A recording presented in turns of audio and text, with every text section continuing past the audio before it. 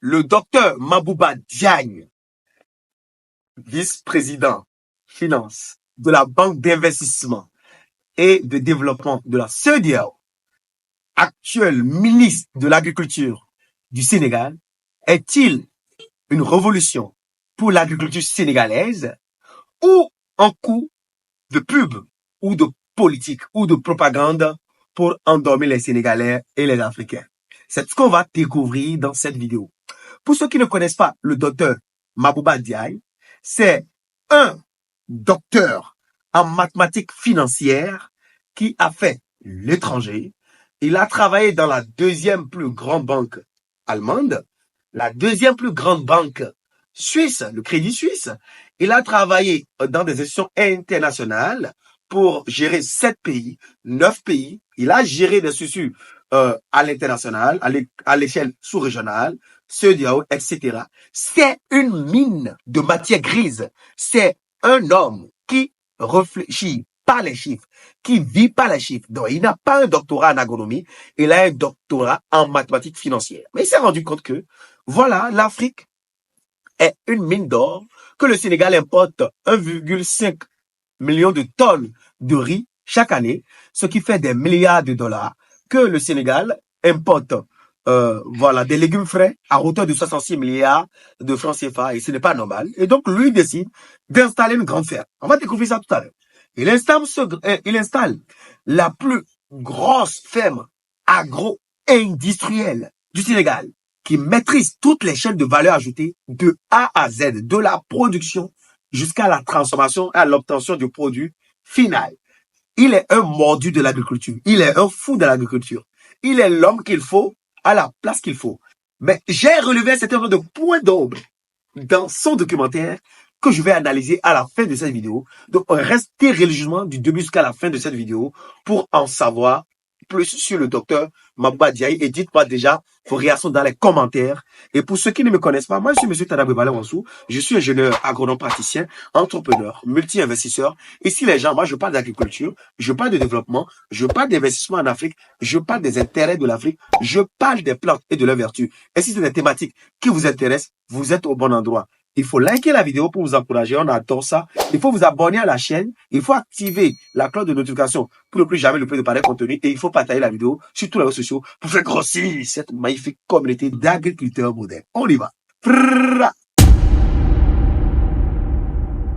Aujourd'hui, vous regardez un pays comme la Côte d'Ivoire, regardez les ponts que le président Ouattara est en train de faire, et c'est extraordinaire.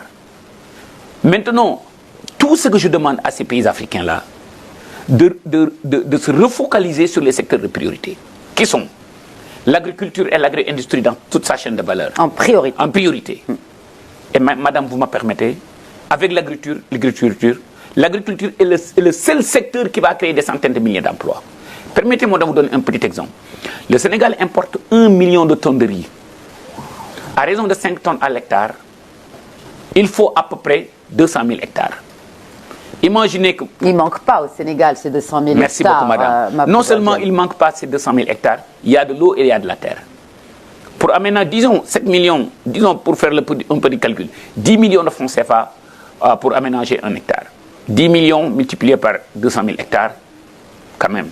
Vous n'allez pas me dire qu'avec la Banque africaine de développement, avec la Banque mondiale, le Fonds, toutes ces banques de développement-là, ils ne peuvent pas accompagner un pays comme le Sénégal à aménager 200 000 hectares. Mais qui prendrait cette initiative? Est-ce que c'est l'État du Sénégal? Est-ce que c'est le secteur privé? Aujourd'hui, si on voit des centaines de milliers de jeunes Sénégalais faire de l'immigration clandestine, ça interpelle tout le monde. Ça interpelle et le secteur privé, et le secteur public, et les bailleurs de fonds, et la communauté internationale. L'exemple de l'Ukraine a montré qu'un petit pays peut avoir des ramifications internationales, global impact. Aujourd'hui, je lance, et vous m'excusez de me répéter, je lance un appel à la Banque mondiale, au Fonds, avec tous leurs guichets, MIGA, AFC, AIDA, de collaborer davantage avec des banques de développement comme les nôtres, la BIDC, la BOAD, la Banque africaine de développement, la BADEA et la Banque islamique de développement, et aussi nos partenaires américains, européens, canadiens, asiatiques, chinois, pour venir aider. Mais moi, je ne crois plus à aider pour aider. je suis de l'avis de remodéliser l'aide au développement. L'Afrique, ce n'est pas de l'aide Colombo. On veut un partenariat économique gagnant-gagnant où tout le monde se sent. Parce qu'aujourd'hui, si je vous. L'Afrique ne veut plus être un mendiant. L'Afrique veut être un bon partenaire économique. Venez en Afrique, mais co-développons, co-industrialisons l'Afrique. Et aujourd'hui, j'ai l'intime conviction qu'avec les banques de développement que je viens de citer, on a tout pour co-développer l'Afrique, co-industrialiser l'Afrique. Faire de telle sorte que l'Afrique se nourrit elle-même, faire de sorte que l'Afrique a le continent qui a le plus de soleil dans le monde. Regardez un pays comme l'Allemagne, qui a moins de soleil, produit autant d'énergie solaire que l'Afrique. Est-ce que c'est normal? Alors, dans ce premier interview, le docteur Mabouba Diaye a dit que c'est pas normal que le Sénégal importe 1 million de tonnes de riz. 1 million de tonnes de riz, c'est rien du tout. Qu'il faut 200 000 hectares pour produire 1 million de tonnes de riz. 200 000 hectares qu'on peut obtenir facilement à Dakar. Il y a de l'eau, il y a du soleil, et il y a tout ça. Ok? Il y a de la terre, il y a les hectares. Il dit que, voilà, que le Sénégal peut mobiliser les fonds au niveau, voilà, de la communauté internationale et des fonds privés, d'investissement privés pour mener à bien ce projet-là. Pour que le Sénégal soit autonome du point de vue alimentaire parce que les Sénégalais sont des gros mangeurs de tchèp, du riz. Ok? Mais il a dit ça. Pourquoi je mène à ça en particulier? Parce que le docteur Mabouba Diaye est un financier. Il est dans son domaine. Et donc, quand ce monsieur est en train de dire ça, ça veut dire que si éventuellement, lui, il a les moyens et le pouvoir de réaliser ce qu'il est en train de suggérer à l'époque avec la journaliste marocaine, ça veut dire que il va le faire maintenant parce qu'il est ministre de l'Agriculture. Ça, c'est le premier point que j'ai relevé au niveau du docteur Mabouba Diaye. C'est un visionnaire. Il a fait des choses concrètes sur le terrain et il ne l'a pas fait seul d'ailleurs. C'est ça un point positif que je l'ai retrouvé parce qu'il a collaboré avec les jeunes Sénégalais. Il a fait confiance aux gérants sénégalais, les ingénieurs sénégalais, les techniciens sénégalais. J'ai remarqué aussi un certain nombre de points au niveau du premier passage que je viens de voir. Le docteur Mabouba Diaye dit que il collabore avec une multinationale française qui est spécialisée dans les serres, qui construit des fermes modernes, des fermes agro-industrielles. Ça, c'est pas un problème. On peut collaborer avec tous les partenaires. Mais est-ce que la France est un partenaire fiable pour le long terme? Point d'interrogation à ce niveau-là. On poursuit.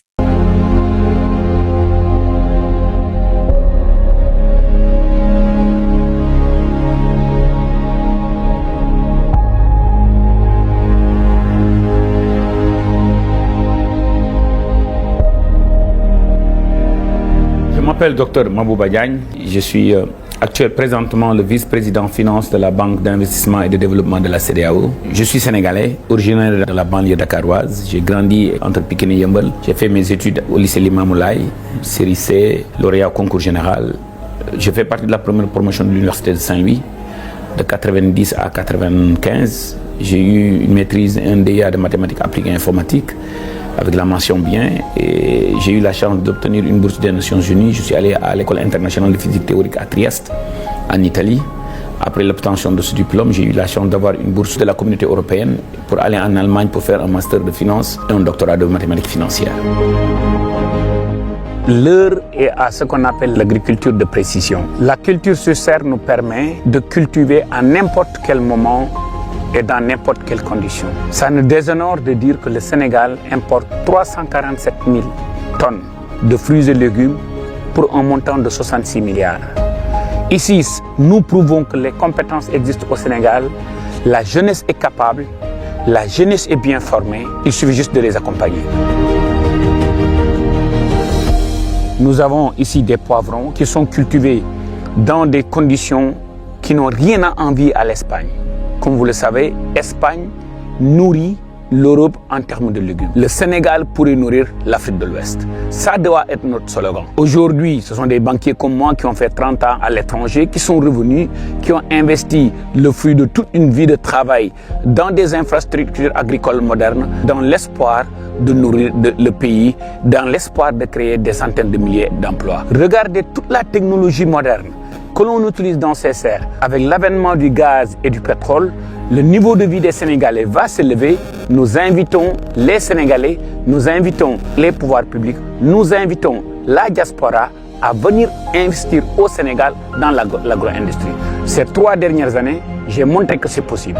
On a investi dans des serres comme ça, on a investi dans des fermes avicoles industrielles modernes, on a investi dans un abattoir moderne qui fait 20 000 poulets jour. Nous produisons plus de 3 millions de poulets l'année. On a un parc industriel bovin qui fait plus de 3600 torions. Et vous avez vu cet environnement avec la culture sous serre. Importer plus de 340 000 tonnes de légumes, dépenser plus de 66 milliards en fruits et légumes, ça peut être évité en le produisant localement. Je recommande vivement aux nouvelles autorités d'utiliser l'agro-industrie dans toute gestion de valeur, mais aussi en innovant comment financer ces structures agricoles, développer des périmètres privés, booster l'investissement dans l'agro-industrie, c'est ce qui va changer. Non seulement nous avons les capacités techniques, financières et managériales de le faire, mais on l'a déjà fait.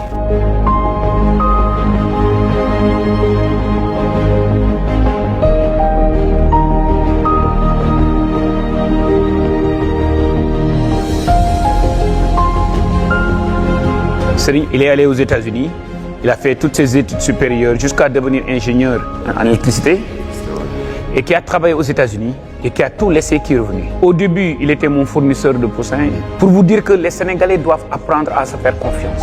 Je lui ai donné 100 millions de francs CFA, on ne s'est jamais vu.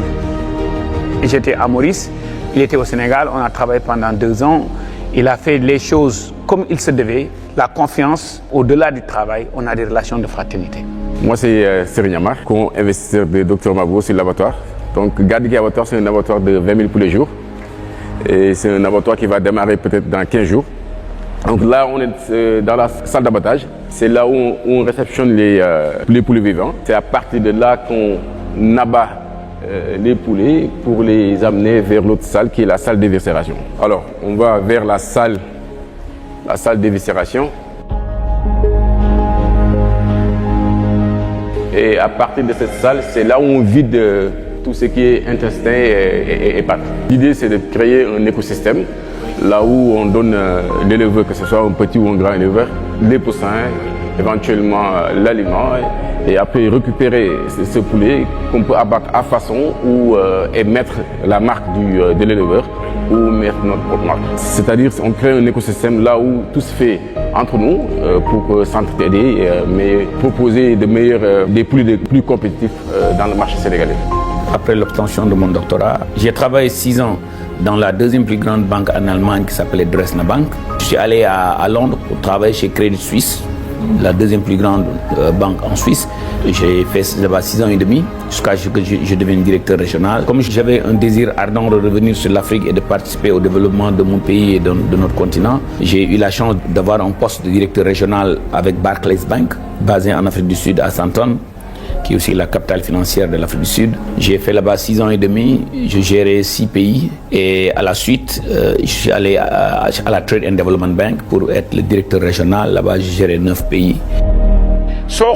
Pour produire les 62 millions de poulets, poulet bu nekk war a consommer 4 kilos. 4 kilos aliments yooyu 70% et 80% yi maïs la. Mbokk mi dañ ko war a bay. Le Sénégal dafay importer 450 000 tonnes de maïs. Le Sénégal dafay importer 1,5 million de tonnes de riz. Donc si chaîne de valeur boobu ci la état bi war a sukkandiku def des aménagements agricoles ni nguur di tabaxee tëli di tabax stade di tabax ay building administratif noonu la war a tabaxee des infrastructures agricoles. Employés yi ma fi recruter université laa leen jëlee suñu liggéey fenn bi ñu commencé ouvrier lañ commencé fii di jàppale maçon yi ñuy tabax di jàppale industriel yi ñu indi fii pour ñu monter bâtiment yi. Diao, c'est lui le chef de ferme. Depuis quand tu as été recruté? Fin 2020, début 2021. Aujourd'hui, tu cherches un chiffre d'affaires de combien? Bon, au total, c'est environ 2 milliards et quelques. Et vous avez combien d'employés qui sont sous ta supervision? Dans cette ferme, j'ai 17 et l'autre ferme, j'en ai 14.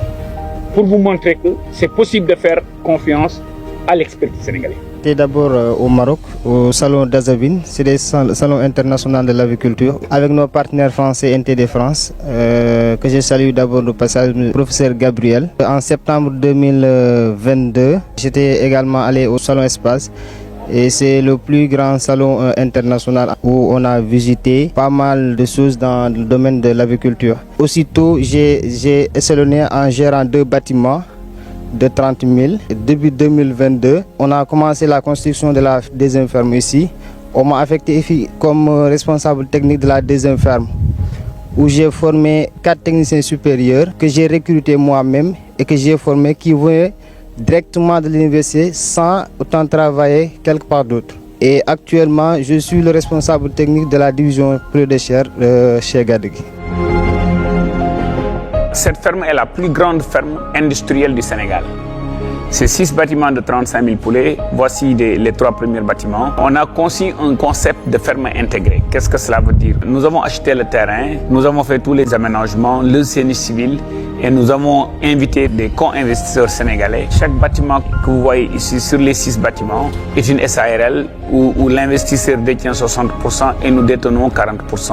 Nous négocions avec les fournisseurs internationaux, NTD France, Big Deutschmann, Allemagne, Soprada France, pour venir installer les équipements. Comme vous le voyez ici, cette semaine, nous allons recevoir 8 conteneurs de 40 pieds pour faire les équipements, les pad cooling, les ventilos, les mangeoires, les abreuvoirs, les pipettes, le silo, etc. De 80 000 poulets pondeuses. Mu nekk 320 000 pondeuses. Waaw. 320 000 pondeuses soo ko xayma. 9 600 tablettes nen la par jour. Imaginez nga jël 500 jigéen. nañ wax 10 000 tablettes. 500 jigéen bu nekk nga jox ko 200 tablettes. da ngay créer léegi 500 emplois. waay. te bokkul ak ñi nga xam ne ñii ñooy liggéey ci ferme bi. donc ferme pondeuse boobu dina employer lu mu dee benn 550 personnes. Tasset bi aussi. ci la ferme repro bi nekk. sur la ferme repro dañ fa nar a def 5 hectares serre. 35 hectares culture maïs ensilage sorgho pour yar fa nag yi. plus la poussinière et les 4 et les 8 bâtiments de repos. dafa nar a produire 14 millions d'œufs à couver sur les 50 millions d'œufs à couver que le Sénégal importe.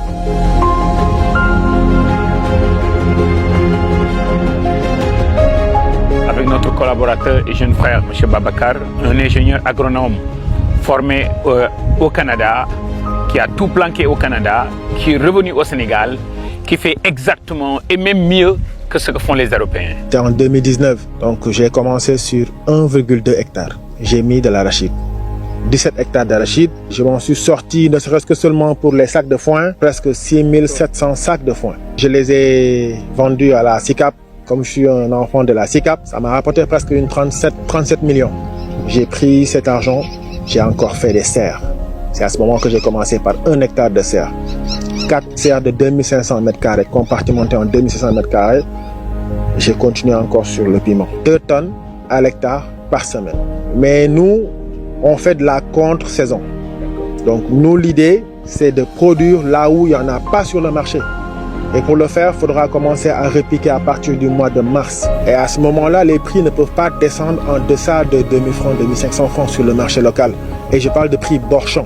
Vous ne quittez pas votre champ. Et ce qui est intéressant dans cette histoire de piment, c'est qu'il n'y a rien qui se jette. Parlez-moi de la création d'emplois. J'ai juste l'exemple d'hier. Nous étions à 150 dames. 150 dames. À hauteur de 3500 par jour. 3500 par jour. Disons au bas mot, comme on va récolter pendant 7 semaines, 7 mois, 8 mois, et pendant les autres mois, on va faire du repiquage, on va faire des autres travaux. Donc on peut dire que c'est comme si on employait 150 dames full-time. Maintenant, au-delà de la récolte, il y a aussi les périodes de semis, les périodes de repiquage, si je comprends très bien, qu'on utilise encore. Oui. Cela montre qu'aujourd'hui, l'agro-industrie, dans toute sa chaîne de valeur, est seulement créateur d'emplois. Après 25 ans, 27 ans à l'étranger, il y a ce désir ardent de revenir faire quelque chose dans notre pays. Je suis la seule personne qui a fait des études relativement poussées dans notre famille. Et comme je suis l'aîné garçon, je devais tirer toute la famille. Il y a de cela 20 ans, j'ai demandé à toute ma famille pour faire de l'immigration en Italie, comme des ouvriers ou des ouvrières. Je m'étais lancé le défi de les faire revenir et aussi de me lancer le défi dans mes parents au village de créer une communauté zéro chômeur. soxna bi nga ñibbisee ba léegi ñu jox la département wu boucherie bi ban expérience nga ci am ak ban message ngay lancer aux autorités et à la population sénégalaise man nga ko bamtu ci wolof nag. moom bi mu indee ba léegi ku ci nekk ci ñun dafa la jox benn société boo xam ni da ngay jiite ay nit ñu bari looloo tax fi mu ne nii ñun ñëpp ñibbisi nañ famille bi yëpp ñibbisi nañ. ñaata ngeen woon. ñun on est plus de 15 personnes en Europe. a géré supermarché bi sama frère yi ñii ñu ngi ci ferme yi ñii ñu ngi ci nag yi ñii ñu ngi ci café Touba bi ñu ngi ci Tigadege. gis naa ne hôtel Radisson ak Alkimia ak hôtel Baobab yëpp yow yaa leen. yow yëpp man maa leen géré. ok maa leen di fournir ginaar yàpp xar yàpp nag lépp man maa leen. te lépp yow yaa koy bay. lépp man maa koy bay. Merci beaucoup. Le challenge, c'était quoi? Ces gens-là n'avaient pas de diplôme, n'avaient pas aucune formation professionnelle. Et j'ai vu que la chaîne de valeur de l'agro-industrie me permettait de réaliser ce rêve-là. Et j'ai eu la chance de tomber sur une compatriote sénégalaise que j'ai rencontrée en Afrique australe, Madame Adam Sen Sissé, avec qui nous avons créé Gardegui. L'ambition que nous avons en tant que Gardegui, c'est en fait d'être une des marques leaders dans le secteur agroalimentaire au Sénégal et en Afrique. Maintenant, l'idée ce n'est pas d'être numéro 1, mais c'est surtout d'offrir les meilleurs produits aux populations. La finalité de tout ça, c'est quoi? C'est de créer des emplois, c'est de participer à l'économie du pays. Aujourd'hui, quand je prends les emplois directs et indirects et les emplois saisonniers, nous sommes à 220 emplois, dont 125 sont des emplois saisonniers occupés par des femmes avec lesquelles nous travaillons, par exemple, pendant la campagne arachidière. Encore une fois de plus, un message aux autorités. Nous sommes une jeunesse, nous avons fréquenté les meilleures universités du monde, on est venu, on a investi de l'argent, on a les compétences, accompagnez-nous et nous allons vous créer ces millions d'emplois. Et cher gouvernement, je me lance un défi maintenant, je prends ma casque de développement. Je peux aller vous lever de l'argent. Je peux aller lever plus de 500 millions d'euros. Je peux aller lever plus de 1 milliard d'euros pour aller accompagner le nouveau gouvernement dans l'investissement de l'agro-industrie. On a des partenaires techniques et financiers pour le faire. Nous sommes un groupe de jeunes dans l'agro-industrie, dans le piment, dans la volaille, dans l'embauche bovine, dans les tomates, dans les pommes de terre. Et nous avons envie de le faire. Son Excellence, Monsieur le Président Diomaye, Son Excellence Sonko et tout le leadership du nouveau régime. D'abord, félicitations. Nous vous invitons à prendre les bonnes personnes, les bonnes ressources, les orienter dans l'agro-industrie, dans toutes ces chaînes de valeur et nous sommes prêts à vous accompagner. Nous l'avons fait sur le plan personnel. Nous avons investi plus de 3 milliards de francs CFA de nos propres ressources ces 4 dernières années. Venez voir ce que nous faisons. Waouh, splendide femme, magnifique femme. Ça fait rêver, cette femme. Alors, il a dit que, voilà, cette femme est rendue possible grâce à lui, qu'il a injecté des milliards, personnellement. C'est le fruit de toute une carrière, de toute une vie qu'il a injecté dans ce projet agricole et agro-industriel. Je l'encourage par ici, c'est dans cette vidéo. Mais il a dit qu'il a des actionnaires qui possèdent 60%, ok, et lui détient 40%. Ça, c'est très bien aussi. Donc, il ne travaille pas seul, il travaille avec des investisseurs, il travaille avec des actionnaires. Très bien. Alors, je ne sais pas quand est-ce que cette vidéo que vous venez de regarder a été enregistrée, ce documentaire, parce qu'il invite le président, l'actuel président du Sénégal, le président Diomaye Faye, à collaborer avec les bonnes personnes. Ça veut dire que il est en train de tendre la main à l'actuel président élu, Diomaye Faye, pour qu'il puisse collaborer avec lui. C'est ce que les gens ne regardent pas. Et donc, ça veut dire que cette vidéo a été enregistrée tout juste après la victoire du président Diomaye Faye. Donc, il a rendu public, populaire, sa ferme, d'accord, son système agro-industriel après la victoire du président Diomaye Faye, parce qu'il pense qu'il est l'homme de la situation qui peut le gérer. Moi, personnellement, je pense que le docteur Mamoudou Diaye peut gérer le Sénégal, peut occuper le portefeuille ministériel par rapport au domaine agricole, mais il reste un bémol. Le bémol que moi j'ai, c'est que sa vidéo est sortie tout juste après la victoire du président.